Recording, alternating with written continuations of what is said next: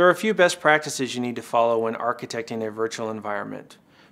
Most importantly, you need to ensure that your hardware is on the hardware compatibility list provided by VMware. Once you've ensured that step, if you're using multiple servers, you want to make sure that those CPUs are within the same family. If those CPUs are out of the same family, you'd want to look in something like Enhanced vMotion Control.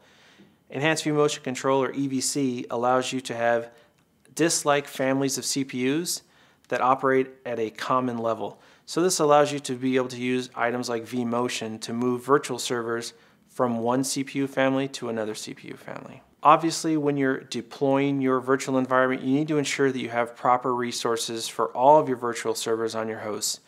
So if possible, try to size your hosts appropriately to handle the load of all of your virtual machines. Another common mistake is to over-provision your virtual machines. You need to ensure that you're giving the right amount of resources to your virtual hardware so that you're not overutilizing your existing environment. Most people have a tendency to say they need 4 vCPUs.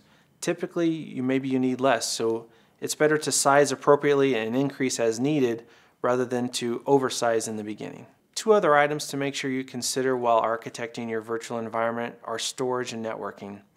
Within storage, the 2 primary factors to consider are obviously total data stores, the size that you need, whether it be 1 terabyte, 2 terabytes, 50 terabytes. The second, probably more important piece is IOPS. You need to make sure that you have the proper IOs per second available on your storage to support however many virtual machines you plan on running in your environment. The most important piece in networking is to make sure you have the proper bandwidth. Now that you have 50, 20, however many virtual servers running on a physical server, you need to ensure that physical server can have the necessary bandwidth needed to support those servers on your hosts.